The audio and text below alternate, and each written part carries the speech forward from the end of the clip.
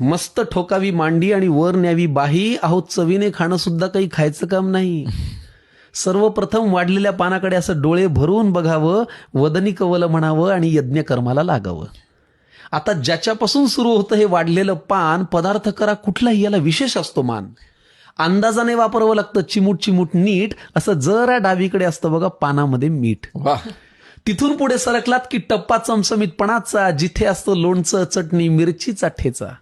कितीही पथ्य असलं तरी हे खावंसं वाटतंच आणि भल्या भल्या खडकांच्या तोंडाला इथे पाणी सुटतंच. चटण्या म्हणाल तर जवस, कारळ, लसूण, शेंगदाणा, आंबा लिंबाच्या लोणच्याचा चाटावा चवदार बाणा.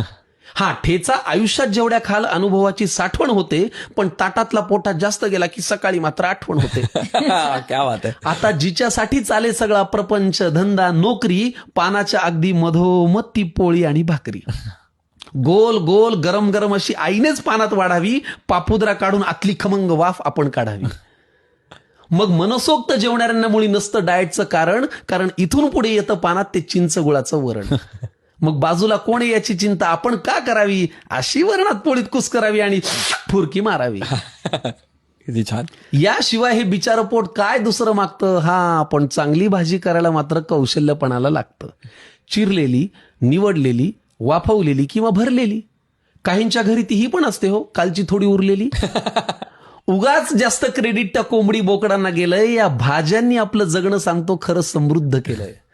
चांदीच्या ताटातही शोभून दिसते मेथी, भेंडी आणि गवार. सोन्याचा चमचा असला तरी खाणार हेच, ठाकरे असो वा पवार. मग पुढे एकदा पोट भरलं की सुटतं हे अवघड जगण्याचं कोड. एकदा पोट भरलं की सुटतं हे अवघड जगण्याचं कोड. पण मन भरायला लागतं ना मंडळी या देहाला गोड. मग एवढं जेवणही राखावा बरं आग्रह करणाऱ्याचा मान, आणि चाटून पुसून स्वच्छ करावं ते वाढलेलं पान. मग ढेकर देऊन पलंगावरती देह टेकवावा थोडा, इतक्यात कुणीतरी आणून द्यावा लवंग खोचलेला विडा.